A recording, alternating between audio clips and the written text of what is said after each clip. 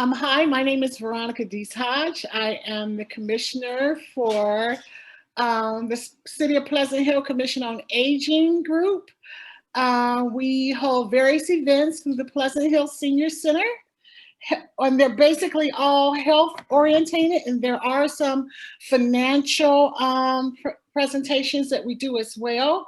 I deal with primarily the cognitive, that means the memory-based issues, because that's my area in mental health. So I'd like to introduce the forum. We have Gene Giramonti.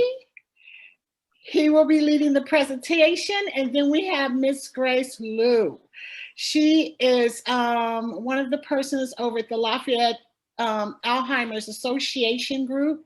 And she and her and Gene will be leading this event, and I'll just be sitting to the side enjoying the event. So in terms of Zoom etiquette, I'd like for everyone to please put themselves on mute.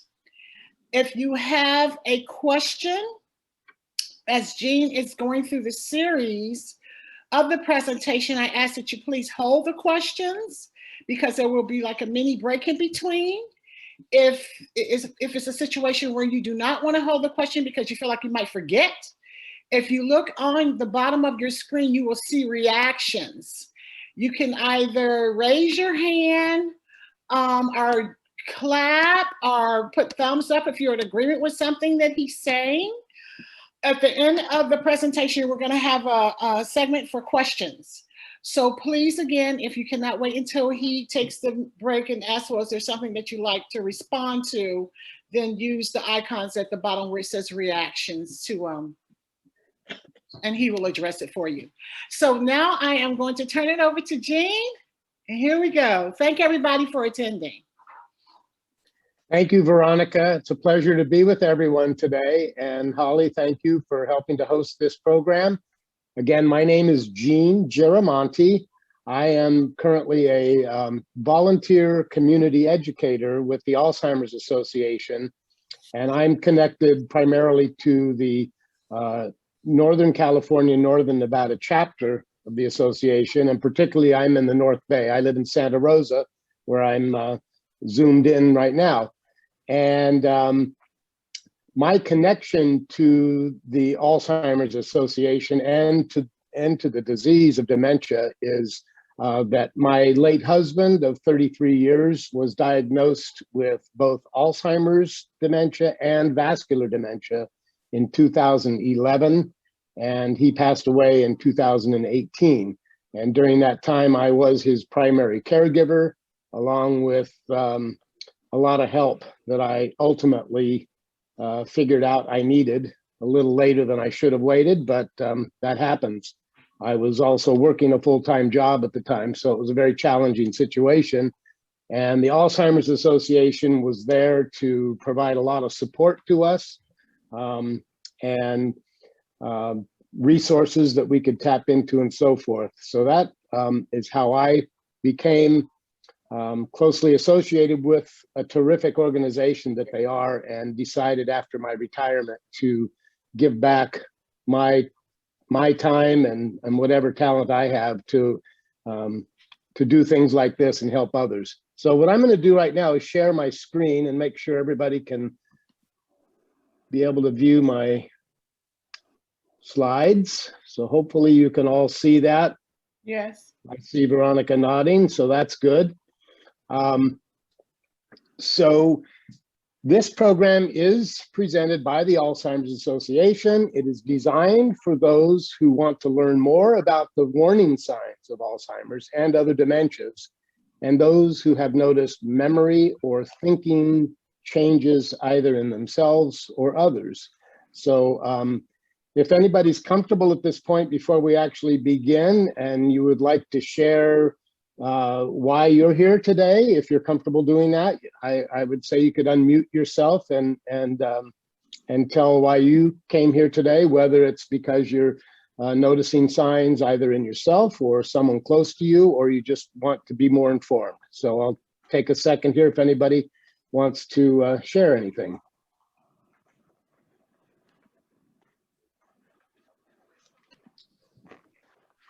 Okay, then let's go ahead and proceed. And please be sure, we will be playing some video clips from experts in the field and those living with the disease. So I want to make sure if you can't view or see those, that you enter a note in the chat or raise your hand or let us know in case there's a problem, but I think we'll be fine. So let's take a look at what we're going to be discussing today and what you should be able to know by the end of this session. And let me get my other screen here. So we're going to explore the most common warning signs of Alzheimer's to help you be informed about what is normal aging versus what is not. And these are the items that you will be better informed about by the end of this program. So be able to describe the typical age-related memory, thinking, or behavior changes versus those that are connected to an actual dementia diagnosis. And we'll talk about those warning signs. We'll talk about how to approach people who may have memory concerns. We'll talk about early detection and the benefits of an early diagnosis of the condition, which is possible, you'll find out. And we'll talk about the tests and assessments that are involved in getting to a diagnosis. And finally, we'll discuss the resources that are available through the Alzheimer's Association. Now, throughout today's presentation, we're going to periodically check in with the Garcias. The Garcias are a fictitious family, and we'll be following along as Mary's daughters discuss their mother's memory changes and take action to find the cause. Now, please note that the Garcias' experience might be common, but it does not represent the exact experience for everyone, as situations vary from person to person. So Mary is a 73-year-old widow who lives alone. She's a retired school teacher. She's always meticulously cared for her home. Her daughter has recently noticed laundry piling up, mail and newspapers scattered around the house. So Lydia here is her eldest daughter of her two daughters. She lives just a few miles away from her mom and visits her frequently. Patricia, on the other hand, lives in another state. She works long hours and she's unable to visit her mother frequently. So she communicates with Mary and Lydia frequently via phone and text messaging. Now, Lydia is concerned about their mother's noticeable lack of tidiness and that she is continuously losing things. So she reaches out to her sister, Patricia. So let's see what the conversation.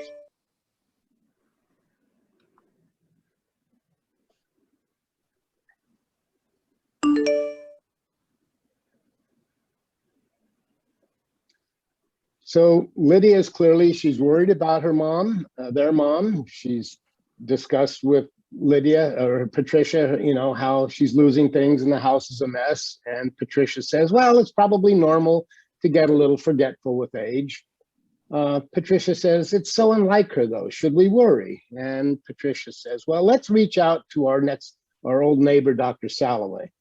Now I want to point out that although this is a fictitious scenario, Dr. Stephen Salloway is, in fact, a real medical doctor who has been recognized as a leading expert in aging and Alzheimer's disease and other memory disorders. So let's hear what Dr. Salloway says. As we get older, cognitive problems become more noticeable for almost everybody, and it can vary from person to person. Typically with age, people have trouble coming up with the word they want right when they want it. They have trouble remembering names and they don't think quite as quickly.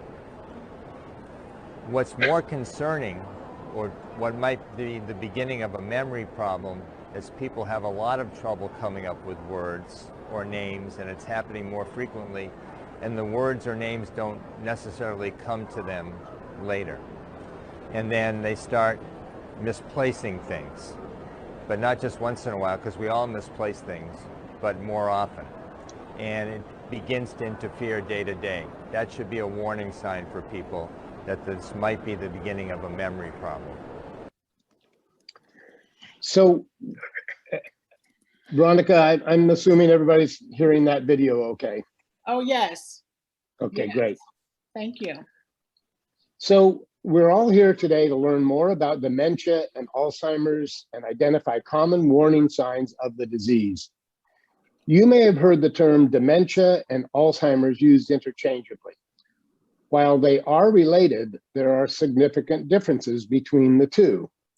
So we're going to hear more about this from some dementia and association experts. Now, first, Dr. Heather Snyder is going to discuss what dementia is. Dementia is the umbrella term for an individual's changes in memory, thinking, or reasoning. There are many possible causes of dementia, and Alzheimer's is the most common cause. Other causes of dementia are vascular dementia, which is marked by changes in the blood flow in the blood vessels in the brain. Dementia with Lewy bodies, identified by specific brain changes throughout the brain that include the buildup of a protein known as alpha-synuclein. And frontal temporal dementia, which is marked by brain cell loss in the front sections of the brain or the frontal lobe. Each type of dementia may have distinct characteristics to cause specific behaviors in the individual, but there is also some overlap in behaviors among the types of dementia. So Alzheimer's is the most common form of dementia, accounting for more than 80% of all cases. Now, next, Dr. Dean Hartley is going to explain to us what the disease is and what it looks like in the brain. More than 100 years ago, Dr. Alice Alzheimer's described specific changes in the brain, what we call the formation of plaques and tangles. Now, Alzheimer's is a progressive brain disease that's marked by these key changes and is thought to impact memory, thinking, and behavior. The brain has three main parts: the cerebrum, the cerebellum, and the brainstem. Each one plays a role in how the body functions. The cerebrum fills up most of your skull. It is part of the brain most involved in remembering, problem solving, thinking, and even feelings. There are about 100 billion nerve cells or neurons throughout the brain that transmit messages in order for us to create memories, feelings, and thoughts. Alzheimer's disease causes nerve cells to die, which leads to the brain tissue loss, or what we call shrinkage, and causes loss of function and communication between cells. These changes can cause the symptoms of Alzheimer's disease, such as memory loss, problems with thinking, planning, behavioral issues, and even at the end stages, problems with swallowing. Lastly, we'll hear from Ruth Drew, who is the Director of Information and Support Services at the Alzheimer's Association. She'll be talking about the importance of recognizing the warning signs of Alzheimer's. It's important to know what the warning signs of Alzheimer's are and to be on the lookout. We know that we change over time, and the warning signs of Alzheimer's can be warning signs of a number of things, but when you see those in yourself or in someone you care about, it's important to check it out, to consult with a doctor, to find out what you're dealing with.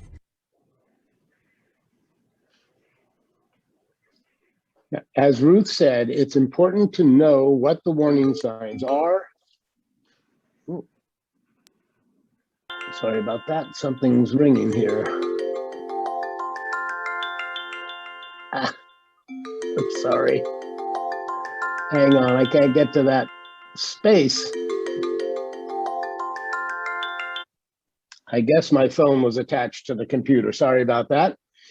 Let me get back to what I was saying. As Ruth Drew just said, it's important to know what the warning signs are and to be on the lookout for these marked changes. The Alzheimer's Association, as a leader in this area, has developed a list of 10 warning signs to help people understand the difference between normal aging and common signs of possible dementia. Now, this list is intended to be a tool to help identify unusual changes in a person's memory, thinking, or behavior. It's important to note that this list does not constitute a diagnosis of Alzheimer's or dementia. These are simply the most common examples of changes experienced. Individuals may experience one or more of these signs in different degrees. So let's explore each sign and what some typical age-related changes may be. So first of all, memory loss that disrupts daily life. One of the most common signs of Alzheimer's, especially early on, is forgetting recently learned information. Others include forgetting important dates or events, repeatedly asking the same questions, and increasingly relying on memory aids or leaning on others for things or tasks once handled on their own. Now, a typical age-related change, a normal age-related change, is sometimes forgetting information but remembering it later. Our second identified sign, challenges in planning or solving problems. Some people may experience new difficulties in executive functioning, including developing or following a plan, or difficulty concentrating. Conversely, a more typical age-related change is making occasional errors when managing bills or household finances, for example. Let's hear from John, who is living with dementia with Lewy bodies, about how he experienced this early warning sign. I was probably spending 4 to 5 times more time preparing for something than I did, say, 5 or 10 years ago, because of the, I would lose my thought, I'd lose my focus, I'd get anxious, I wouldn't get to sleep. I was thinking this, I was in my sleep, I was thinking about what I was anxious about, which was I was trying to remember, which was I was trying to prepare, which I was trying to do. So it was really a vicious circle of, so I was able to control it a lot, so that people on the wouldn't see things and there weren't things to be seen. It's what was disturbing me was what effort I had to put into to do the things I used to do more easily. Now, third is difficulty completing familiar tasks. People living with dementia often find it hard to complete daily tasks that used to be managed with ease, such as driving to a familiar place or writing a grocery list, remembering how to play a favorite game. Conversely, a typical age-related change would be occasionally needing help to use a microwave or a remote control. This could also include having trouble with new technology that the person hasn't had the opportunity to engage with as frequently. Let's hear a little more about this from our association expert. Some people have difficulty with math or with reading in a way that's unusual to them. And once again, this is a change in that person. So for example, we all know somebody who was never able to balance their checkbook, right? So that wouldn't be a warning sign for them. But if somebody who always balanced their checkbook to the penny suddenly was paying bills, the same bill over and over, and not able to balance their finances, well, that would be a sign for them. Fourth, excuse me, clicked too fast there. Our fourth sign is confusion with time or place. An individual living with Alzheimer's or another dementia may lose track of dates, seasons, or the passage of time. They may have trouble understanding something if it's not currently happening, or become confused about where they are or how they got there. This can become more dramatic or profound in the middle and late stages of the disease. Now, again, a more typical age-related change could be getting confused about what day it is or when a scheduled appointment is, but figuring it out later. Fifth, trouble understanding visual images and spatial relationships. Some individuals with Alzheimer's or another dementia may experience vision problems, which can lead to difficulty with balance, trouble reading, and problems judging distance and determining color and contrast, which can all impact driving or navigating the environment around them. Vision changes, such as cataracts, are a more typical age-related change. This sign shows us that these changes are not just about memory. It's important to think about all of the other ways that someone's daily life may be impacted by any of these changes. In my experience with Art, my late husband, this was particularly noticeable as he progressed through the disease. Things like just sitting at the dinner table, he would reach perhaps for a salt shaker and he would miss it by 6 inches, which I found, very unusual, obviously. Or he'd put a glass of water on the very edge of the corner of the table where it was likely to be knocked over quickly. And driving had to cease as well. So we'll listen to our expert here talk a little more about this. Alzheimer's disease is not just a disease of memory. It can affect other things too.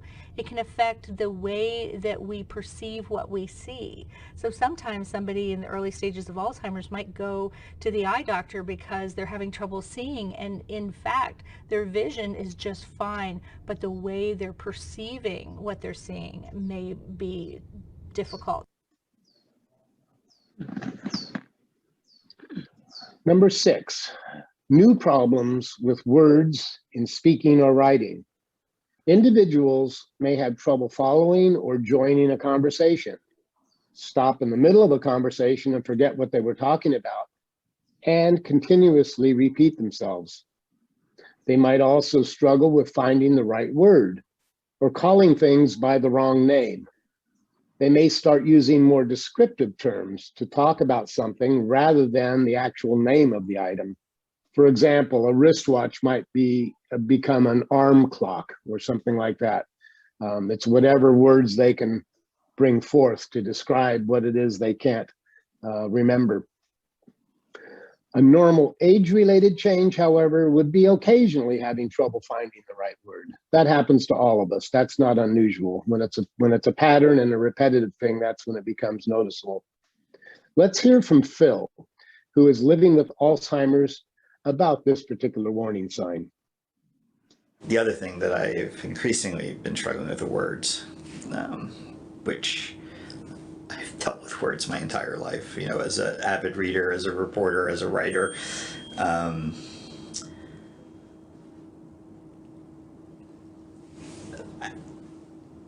I struggle with them now. Our 7th sign. Misplacing things and losing the ability to retrace steps. This sign often causes concerns in people.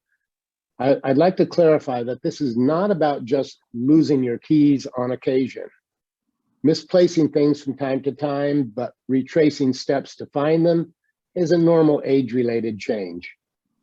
A person with Alzheimer's disease may lose things and not be able to recall when it was last seen or identify the location where it was placed, or he or she may not, they may put things in unusual places, such as putting a pair of shoes in the refrigerator.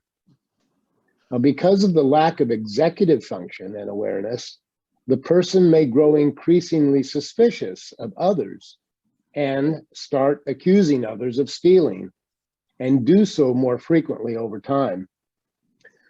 Let's hear from Ruth Drew again to explain this sign a little further. So some people wonder if, if they lose their keys or their glasses or their purse, is that a sign of Alzheimer's?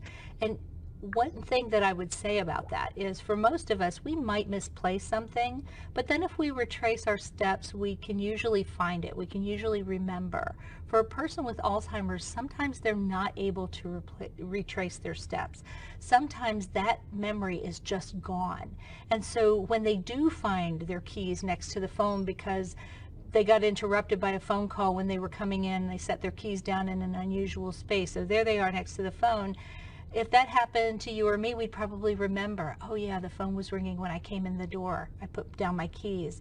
The person with Alzheimer's might not remember. They might wonder who's moving their keys around because they never put their keys by the phone. So that's just a little bit of a difference in some of the dynamics with losing things in Alzheimer's. Number 8, decreased or poor judgment. Individuals may experience changes in judgment or decision-making, such as using poor judgment when dealing with money or paying less attention to hygiene and grooming. This can be especially common in individuals who live alone. Making a bad decision once in a while, such as forgetting to get an oil change, is a more typical age-related change.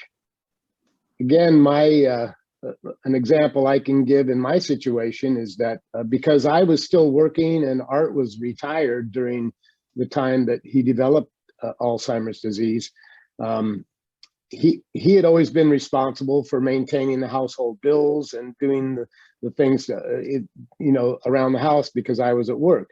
And I began to see and get calls that our bills were not getting paid, or we were getting second ding notices. And I saw Art one day going through the mail, and most of it he was just tossing into the junk mail bag instead of opening it and realizing that it was an important piece of mail. So that's an example of how judgment begins to be compromised in these situations. Let's hear from Teresa how she experienced it. The way I kept my house, I wouldn't say I was OCD, but pretty close to it. And all of a sudden, everything was okay with me. It's like, oh, it's a pile, I'm tired. So my dining room table usually looked like it was someone's office, because I always would say I would do it tomorrow. And then my bedroom, as far as clothing, I would just put it in a corner, put it in a chair. And all of this is just, I wouldn't say it looked like I was a pet wreck, but really I was, because I never threw anything away. I always would say, I'll get to it, but I never did get to it. So just the way of my standard of living, it was actually decreasing. Our 9th sign, withdrawal from work or social activities. As we age, it's normal to feel uninterested by family or social engagements at times. However, someone who is experiencing dementia-related changes may start to lose their ability to hold or follow a conversation. And as a result, they begin withdrawing from social encounters or hobbies. They may lose the confidence to engage in that way. Let's hear again from Dr. Salloway. One of the most common changes, and early on, is the person's comfort zone shrinks a little bit, and then that gets worse throughout the course of the illness. So they're less comfortable going out, they're less motivated to do things than they were in the past. So there's some change in day-to-day functioning that way. I think people also lose confidence in their cognitive abilities, because they may not recognize someone or know their name or find the right word, and they'll feel awkward, and they don't want people to notice that, so they feel more comfortable at home or in situations with family where they're very, very comfortable with that wouldn't concern them. So people tend to withdraw a little bit and be less outgoing. That's can be one of the early signs of Alzheimer's. And our 10th sign is changes in mood and personality. Individuals with Alzheimer's or another dementia may become confused or suspicious, depressed, fearful, or anxious. They might get easily upset, either at home or when out of their comfort zone. As we age, however, it's normal to develop very specific ways of doing things and becoming upset or irritable when our routine is disrupted. Someone with Alzheimer's or dementia may become fearful, angry, or easily frustrated, which is something that should be addressed. Dr. Salloway is going to share a little more here. Another early sign of Alzheimer's or dementia is subtle changes in behavior.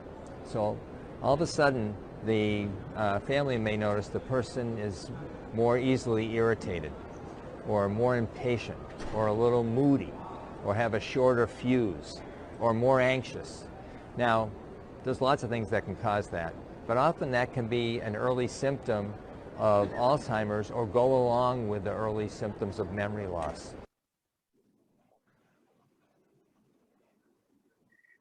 Let's check in with the Garcias again, and then in a few minutes we'll take a quick break for questions so far. But as we talked about earlier, Mary's daughters are concerned about the changes they're observing in their mom, and they want to know when it's time to see a doctor about the changes they've witnessed. So let's take a look at their conversation.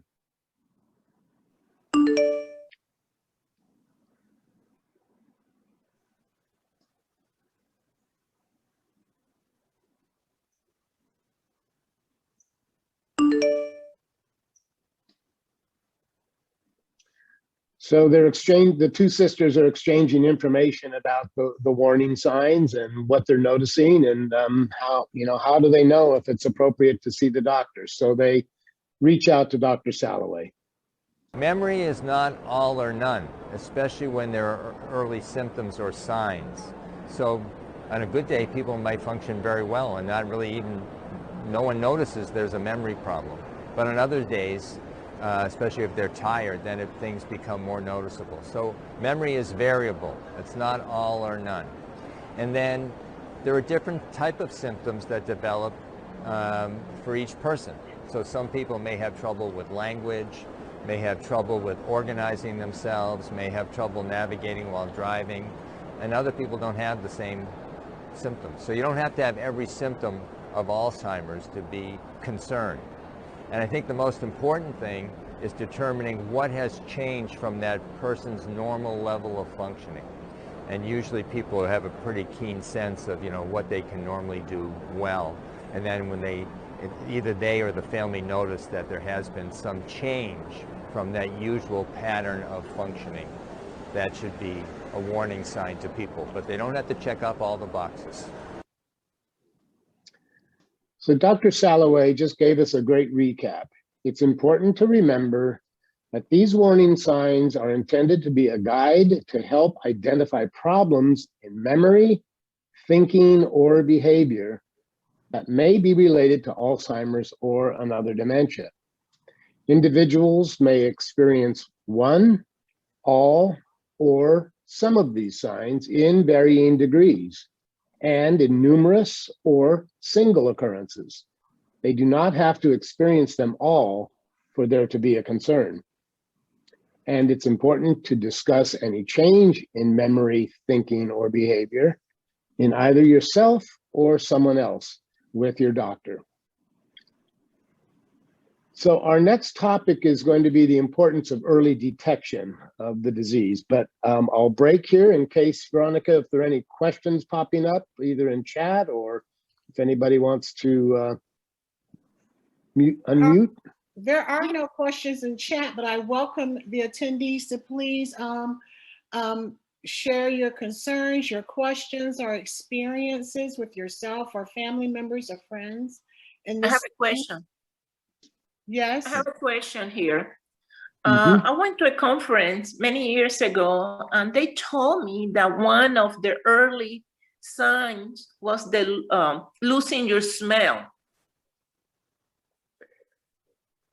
That has been documented. I don't know I can't recite any specific research or facts, but I have read that is a possible sign, yes. In fact, after the fact, I learned that might have explained my late husband's loss of sense of smell, although his loss of sense of smell occurred several years prior to the diagnosis of dementia. But we all know that a diagnosis usually comes well after the disease has started. In fact, there may be some evidence that the precursors of the disease start well before a diagnosis. So that is a possibility. I can't give you specific information on that, but if you want to pursue that further, I'd be happy to do that.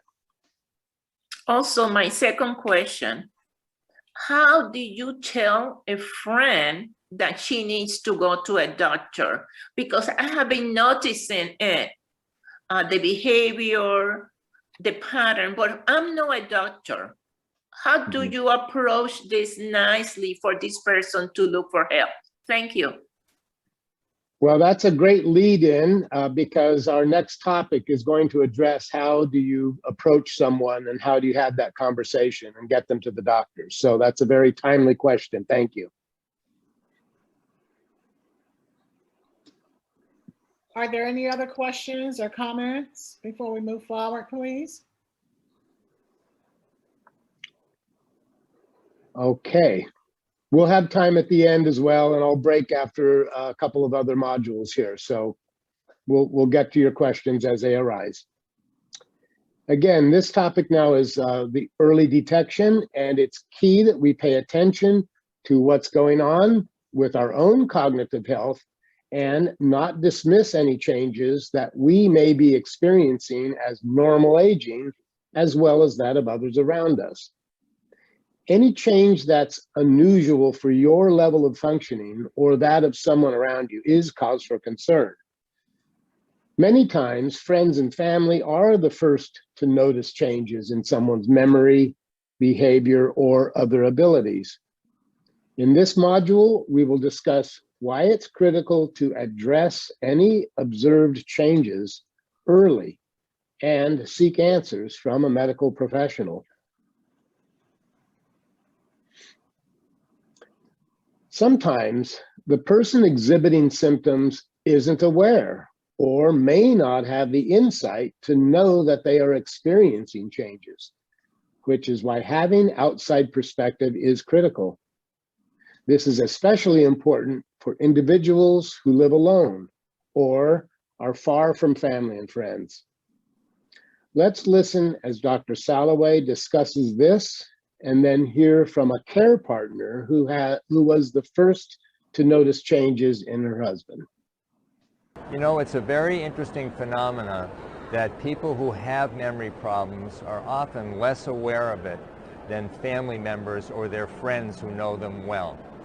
One of the reasons for that is our ability to monitor ourselves, which is an important part of brain function, decreases when we start having memory problems. Not in everybody, but commonly, and more than half the people with memory problems. And so the person is just not keeping track of the trouble they're having day to day. But the family members are, you know, if they're paying attention, they see, boy, this is starting to happen a lot, and the person's not aware of it. So the family's more aware, and they may talk to their loved one about it, and they say, you know, I've noticed you've been repeating yourself. And they say, I'm not repeating myself. And that could either be due to the fact that they're not aware of it, or they may not want to acknowledge it. I was so adamant about what was happening to Daryl. I wasn't sure. I didn't know. And this wasn't the person that I know. This wasn't the person. Daryl was my husband was very, he always had to be building or designing or working with his hands. And it was getting to the point where he wasn't, and he was becoming very frustrated when he was forgetting to do things or go places. If you continue to observe these changes, it's critical that you plan to take the next step and have a conversation with the person or others close to him or her about what you've noticed. This can be a difficult or uncomfortable conversation to have. The Alzheimer's Association has developed a roadmap of 10 helpful steps to help make addressing memory concerns less daunting and more productive. So let's take a look. So start by assessing the situation. What changes in memory, thinking, or behavior do you see? What is the person doing or not doing that's causing concern? Next, what else might be going on? Various conditions can cause changes in memory, thinking, and behavior. Are there other health or lifestyle issues that could be contributing to these changes, such as stress or diabetes or change in medication? Learn about the signs and the benefits of early diagnosis. You've already taken this very important first step by joining us for this program today to learn about these topics. So do you notice any of these signs in the person you're concerned about? Has anyone else noticed the changes that you've observed? Talk with friends and family. What, if any, changes have they noticed? Next, prepare to have a conversation. Who should be the one to discuss concerns with the person? It could be you, it could be a trusted family member or friend, or a combination. It's usually best to speak one-on-one so that the person doesn't feel threatened or ambushed, but use what you know about the person to judge what approach might work best. When and where should the conversation be held? It's important to have the conversation as soon as possible. In addition to identifying a date and time, you should also consider where the person will feel most comfortable. What will you or the person having the conversation say? You may want to build out somewhat of a script. Consider the following questions. For example, I've noticed that you're no longer reading your book, and I'm concerned. Have you noticed this? Are you worried? Or here's a question. How have you been feeling lately? You haven't seemed like yourself. Another possible question. I noticed that you put the coffee pot in the refrigerator and it worried me. Has anything else like that happened? Those are just examples, but use what you've observed to use as an example, gently as an example. And offer to go with the person to the doctor. This is especially important for the doctor as well, because they'll rely on other family members or attendants to answer questions, possibly. Ask the person to see a doctor and offer to accompany them. Try using encouraging words, such as, you know, there are lots of things that could be causing this. Let's see if the doctor can help us figure out what's going on. Or something like this. The sooner we know what's causing these problems, the sooner we can address it. And I think it would give us both peace of mind if we talk to a doctor. So those are just a few examples of how to approach the person. If needed, have multiple conversations. Don't be discouraged if the first conversation is not as successful as you'd hoped.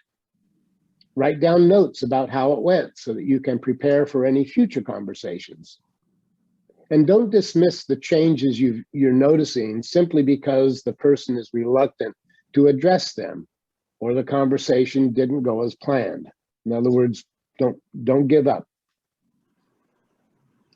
And lastly, reach out for support.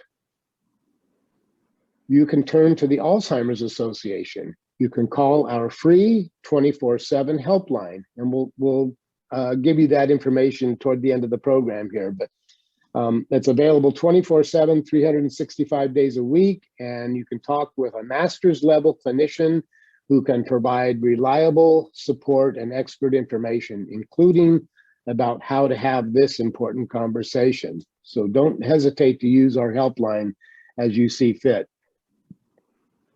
And finally, see a doctor. Most people address concerns about memory, thinking, and behavior with their primary care physician first. However, in some cases, the primary care doctor may refer the person to a specialist for further evaluation. In fact, frequently that is done. And examples of these specialists are listed here. You know, geriatricians have additional training in medical care for diseases and conditions common among older adults generally over the age of 65. Neurologists, they specialize in diseases of the brain and nervous system, although not all neurologists specialize in Alzheimer's or other dementias. Neuropsychologists can assess, diagnose, and treat psychological disorders associated with brain-based conditions. Psychiatrists can help with disorders that affect mood or the way the mind actually works. Psychologists have special training in testing memory and other mental functions. And I'll even add one more here, which is pharmacologists who can help determine whether use of multiple medications that someone might be taking are having any deleterious effects or side effects that could be causing symptoms similar to dementia. So we now know what signs to look for and how to approach the conversation. Now,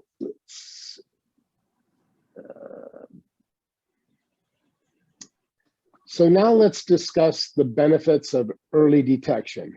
But I'd like first to see if there's any pending questions out there based on that, having that conversation that we just discussed.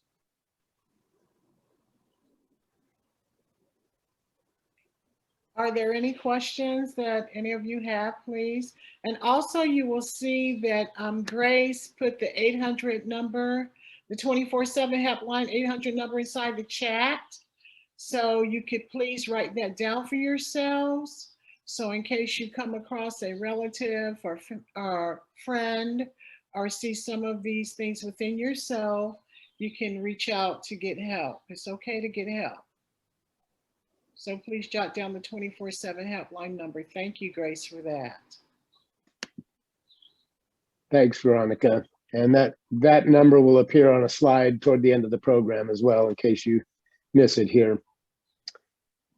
Okay, so the benefits of early detection. Let's hear Dr. Drew. There are a number of benefits in early detection of Alzheimer's.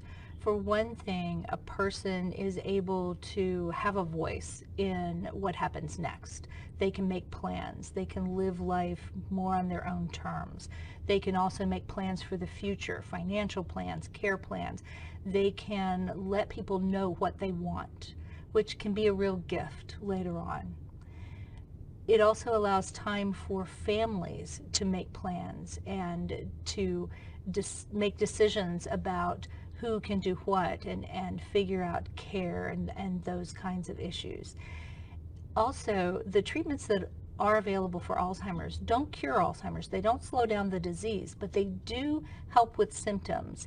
And it seems as though they tend to work better the earlier a person is able to use those. So that can help too. Some people are interested in clinical trials. Clinical trials allow people to have access to treatments that aren't available yet. And for some people, that can be a really important thing to pursue. So paying attention to, this is just a recap of what Ruth just had to say, but paying attention to changes you notice in people, especially regarding memory, thinking, or behavior, is important for this early detection. If you do observe unusual behaviors or occurrences, take action by having a conversation about what you've observed and consider using those 10 steps to approach memory concerns that we just discussed as a good guide for this conversation. And just customize it so that you are approaching the person in the most supportive and reassuring way possible. There are a number of benefits to early detection, such as planning for the future, access to treatments for symptoms, and participation in clinical studies. So in this next module, we'll talk about seeking a diagnosis. Let's take a look at what may be involved in the medical process to determine the cause of symptoms. Let's start by a quick test of your knowledge here. And you can enter your answer. This is a true and false question You can enter your answer in the chat room or chat box, and then I will ask Veronica to read out a couple of the answers. So here's the question. Who here thinks that there is currently no way to diagnose Alzheimer's or dementia? Is that true or false? I'll wait a few seconds to let you enter before I give the answer. And I know we've got a smart group here, so I expect a lot of correct answers.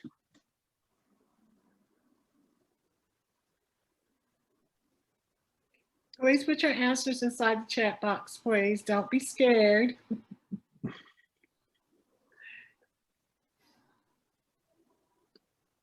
We getting any responses, Veronica? No, I'm not getting any responses. Well, then I'm gonna assume that you guys are so confused, I'll have to give you the answer. The answer is false.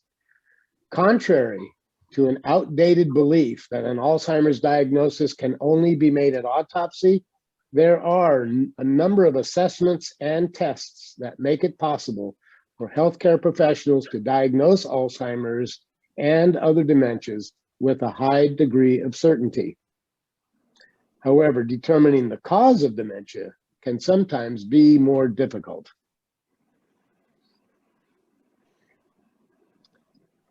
So here we're going to explore possible steps of the diagnostic process.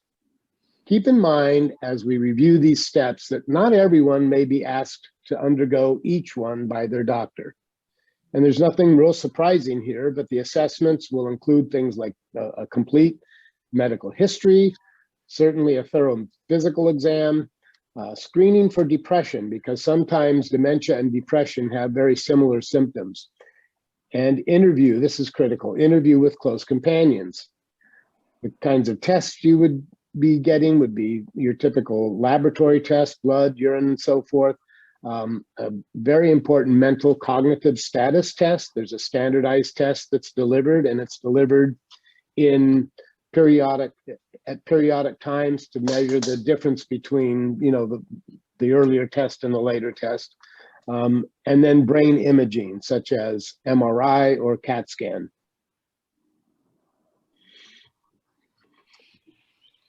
Mary's daughters, we're back to the Garcias here, but Mary's daughters are preparing for answers about their mom's changes in behavior.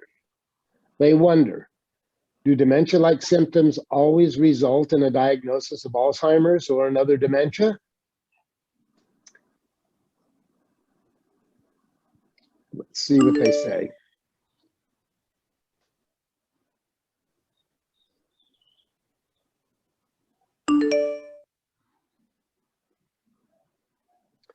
So they've started the process. They're waiting for some test results, but so far the appointments are going well, and we'll hear what Dr. Salloway says. Someone could have high blood pressure that's out of control, or they might have a thyroid condition that's not regulated, or diabetes that's not right, or on a medication that actually can cause memory loss.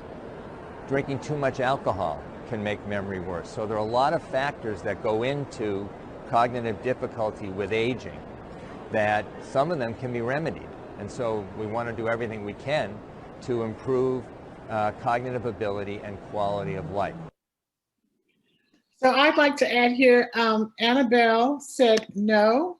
So you were correct, Annabelle. It is not, the response was no. There are other ways to diagnose. You are correct. Yep.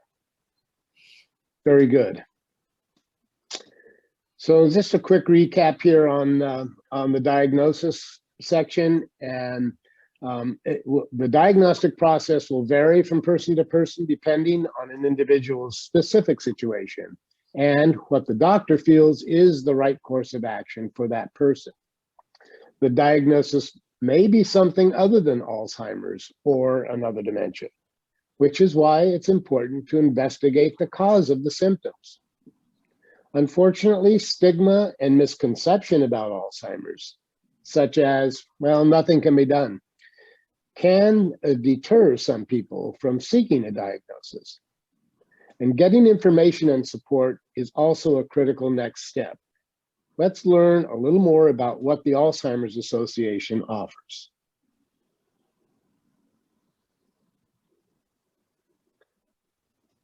So if the diagnosis is Alzheimer's, what's next? Let's see what Patricia and Lydia, Mary's daughters, do.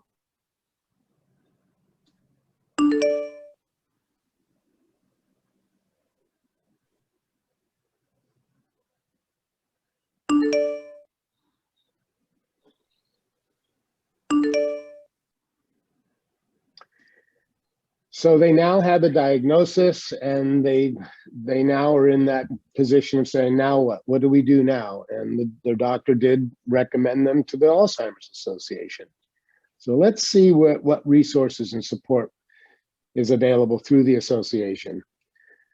The Alzheimer's Association is in communities across the country, even in different places throughout the world, providing direct service to individuals and families facing this disease.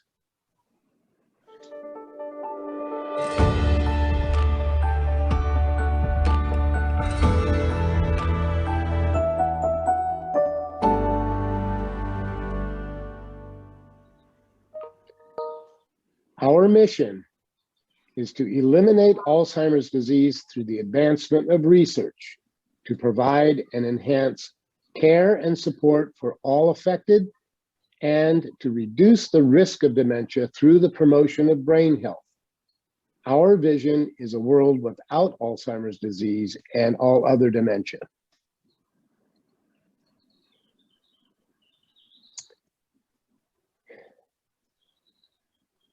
The association is available wherever and whenever you need reliable information and support.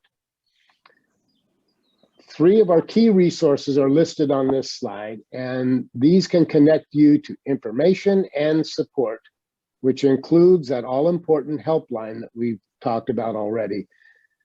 It's 800-272-3900. Call anytime, day or night, to receive information and support.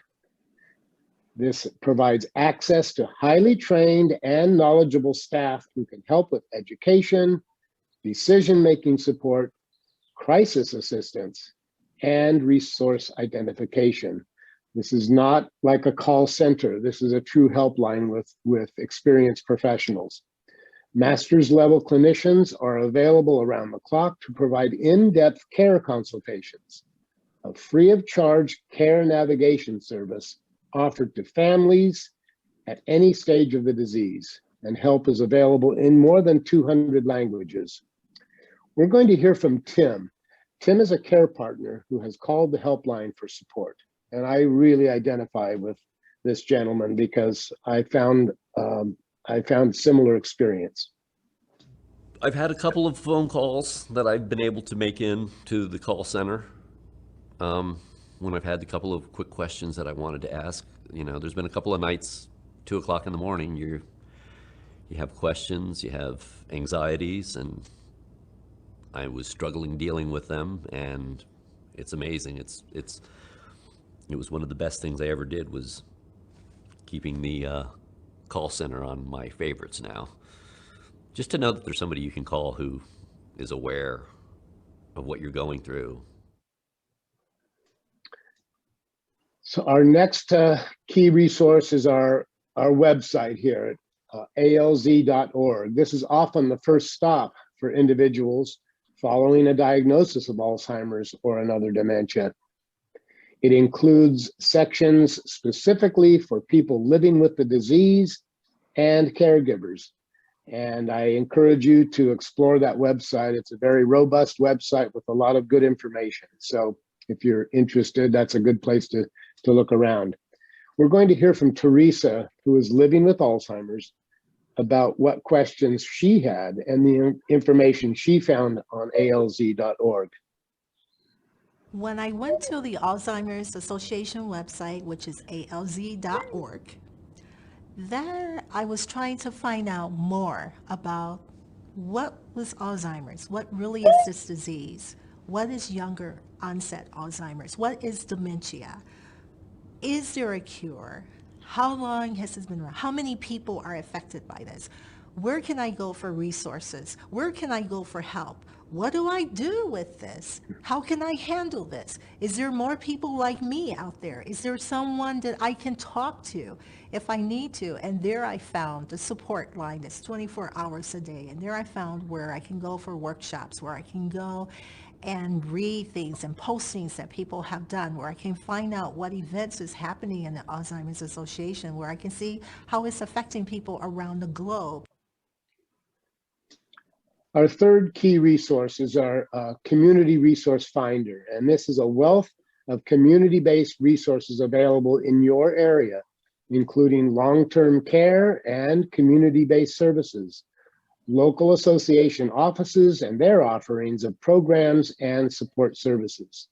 And if you're concerned or helping someone in a different part of the country, you can find the local office through the website, look up and see what resources might be available in that person's area, whether it's transportation or food delivery or long-term care, adult day health centers, things like that. So there's just a plethora of resources available in communities. We just need to know how to tap into them, and this is a good place to do that. We'll now hear from Tom, who is also living with Alzheimer's, and he shares his experience seeking help from this resource here, the CRF. Since I've been diagnosed with dementia, the one place that I know I can go to for assistance and help and support is to the Alzheimer's Association. There are people there that I know by name that I can contact if I'm having a difficult time or if I'm struggling to find some resource, that they will provide that to me. So now that we've taken a basic look at Alzheimer's disease and what resources are available, let's talk about how you can take action if you're so inclined. There are many ways through the association. You can volunteer, whether you can spare a few hours a week or make a more significant time commitment, consider volunteering with the Alzheimer's Association. Numerous opportunities are available, including becoming a community educator or joining your local walk planning committee. The annual walk is our biggest fundraiser, and you can visit our website /volunteer to learn more. Advocacy is a major effort with the Alzheimer's Association. You can become an Alzheimer's Association advocate and speak out on behalf of the needs and rights of those facing Alzheimer's disease.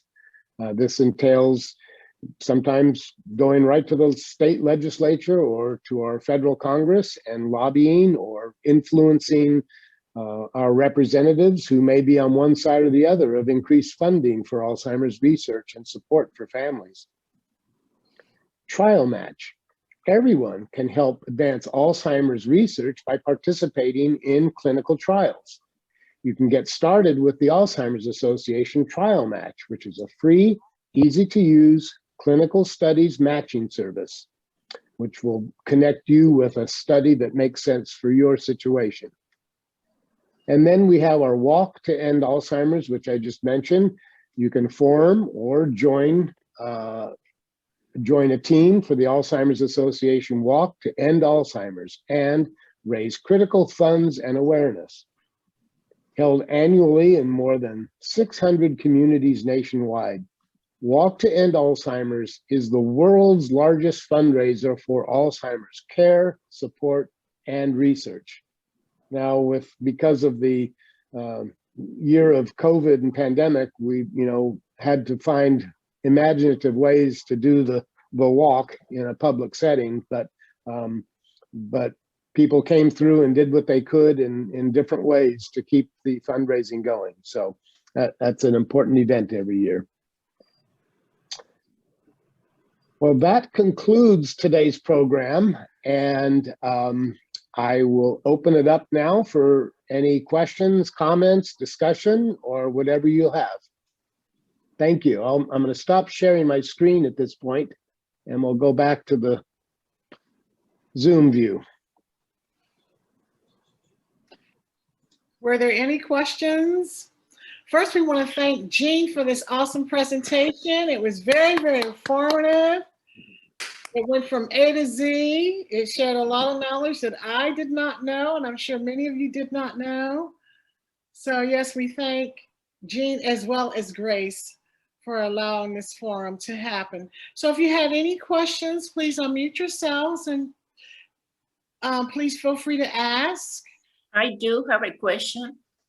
I have a question about diet. I see a lot of advertisements on TV.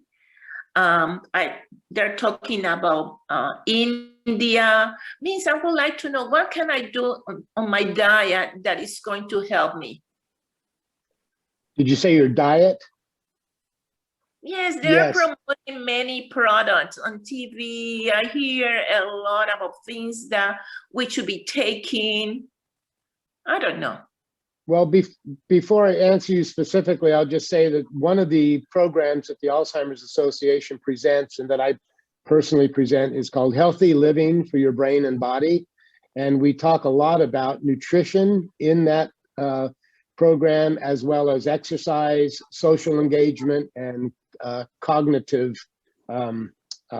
exercises. So, but the research in recent years has focused quite a bit on healthy lifestyle as a way to either prevent or at least slow down and minimize the disease, possibly, and finding things that we all kind of know, which is to avoid, you know, trans fats, avoid too much sugar and processed foods, and stick with a couple diets like the Mediterranean diet or the DASH diet. So the other part of your question had to do with supplements or vitamins or products that we see advertised. The only thing I'll say about that is that unlike medications or drugs, supplements and vitamins are not held to the same rigorous standards for efficacy that drugs are through the Federal Drug Administration. So one we see a lot on TV, not to pick on anyone in particular, is Prevagen. Well, we hear anecdotal evidence about how it's helpful for people, but there really are no major studies done under clinical requirements and so forth to determine, in fact, what about Prevagen or a supplement is actually working and why. So I would caution you to do a little more research about a particular product. Certainly discuss anything like that with your doctor before you start taking an excessive amount of vitamins or nutrient supplements. It's always best to clear that with your doctor, because they all are made with a certain amount of chemicals and ingredients that could interact with other things you're doing. So that's a long-winded answer, but hopefully it helps. And if I may jump in here, so doctors say that if they could bottle the effects of physical exercise, if they could put the effects of physical exercise into a pill, it would be the most effective treatment and risk reduction, supplement, quote unquote, out there. So what is healthy for your heart is healthy for your brain. So getting that cardio exercise in, or any sort of exercise, is better than no exercise, but cardio exercise is the best for reducing your risk of dementia. And like Jean said, a heart healthy diet like the DASH diet and Mediterranean diet is really much better than, and much less costly than any of these, supplements promoted on TV. Thank you, Grace. Any other questions? How do you feel about the senior center testing for people who may have concerns about Alzheimer's? I notice it when I go to the senior center. Can you hear me? Yes. Okay, because I know my picture doesn't show, but that's okay. I can see you. I'm not sure what kind of testing that is. It the standardized psychological test that's often given to people, or is it in keeping with some of the warning signs we just talked about? I'm not sure what that testing is. Well, I'm not sure either. I think I kind of wanted to stay away from it, you know, just for thinking, oh my gosh, maybe I do have more seriousness. You know, we all are questioning ourselves as we get older, and, you know, there are things that you forget, and then, hey, I balanced my checkbook fine and this and that. But you know what? Every situation I think is different, but they do have them where it's a little screening test, and honestly, I don't know what it involves. And may I ask who is offering the test? Who performs the test?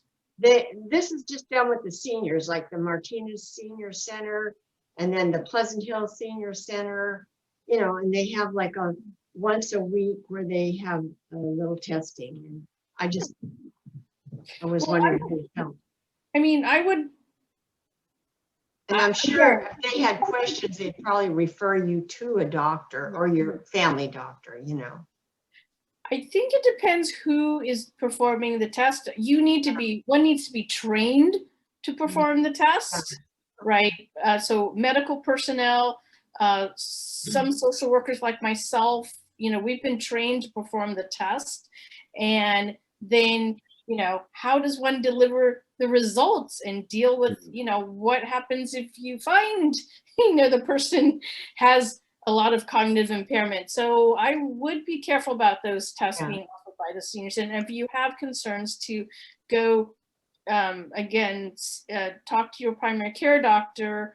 And even primary care doctors aren't fully trained to diagnose Alzheimer's and dementia. And like the slide that Jean showed, you know, that this primary care doctor is a starting place, but you should actually be asking them for a referral to a neurologist or a neuropsychologist or a psychiatrist or a geriatrician. And then I'd like to add to that, I guess the concern for me in hearing you say that is if they are not trained and they're not working within a clinical scope of practice, that can be creating more problems. That can be very problematic. And I'm saying that from the lens of being a doctoral student of clinical psychology who's gone through a neuropsychological series and has done the batteries to train for cognitive decline, dementia, Alzheimer's under a licensed neuropsychologist. This is not something that you can just simply give like a 21 questions there and you answer them and I give a diagnosis or tell you there looks like there's a problem. That's very, I would say you're kind of going through muddy waters there. So if you feel like there is a problem, or if you feel like a family member or friend has a problem, first go to your primary care physician, just as been suggested, and ask them to just directly refer you to a neuropsychologist or a neurologist or a psychiatrist or a clinical psychologist, because we are trained. There's certain things that we have to do within the state of California and other states to show that we're certified and we can go forward. So this is not something where we give you a page with 21 questions and you fill it out and we say, bam, there's a problem. It doesn't work like that, because that can do more damage. And then who's gonna come in after the damage is done to help ratify the situation? So like yourself, I'm concerned and I'm very leery about that. And I'm just kind of wondering, how are they able to do that and get away with, unless they are master's level or doctoral level persons that are doing it. And then what are they doing with the data? Who's seeing the data? Because then you have limits of confidentiality that comes to play. There's privacy, HIPAA laws and regulations that we all are governed under. So it evokes a lot of questions from my lens. Thank you. No, thank you for putting that out there, because that's concerning. Any other questions?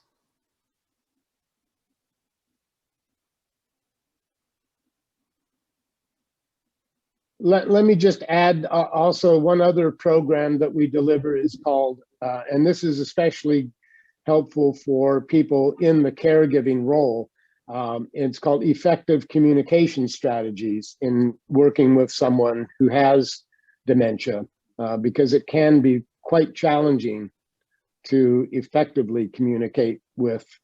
I learned the hard way in many cases how to control my behavior when getting frustrated, for example, when hearing the same question over and over, or when confusion becomes increasingly difficult to manage. So that's another helpful class. And another one that I also present and that the Alzheimer's Association has is just the basic understanding Alzheimer's and dementia. It goes into a little more detail about the specifics and some of the medications that are used to treat symptoms. They don't slow it down, they don't cure the disease, but in some people and some of the time they do help with the symptoms of memory or confusion. Do you have a phone number for that, Effective Communication Services? That's actually a program like the one I'm teaching now. It's part of the core curriculum, and you can tap into the local Alzheimer's office to get the schedule, or maybe Grace can comment on that. Yeah, we offer all of these classes that Jean has mentioned and more on a monthly basis. So if you're interested in the effective communication class, just call the helpline. Again, 800-272-3900, and they can look up when the next class is. It's all on Zoom right now, so you can, attend one that's offered anywhere in the country. And yeah, so that's the best way to do it. Thank you.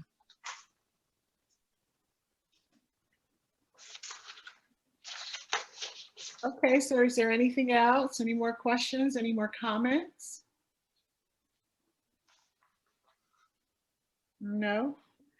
Well, again, we'd like to thank Jean and Grace for allowing us the opportunity to have this awesome information shared in this setting. So if there's nothing else, we'll thank each of you again for attending, and we will say, go and enjoy the rest of your day and the rest of your week.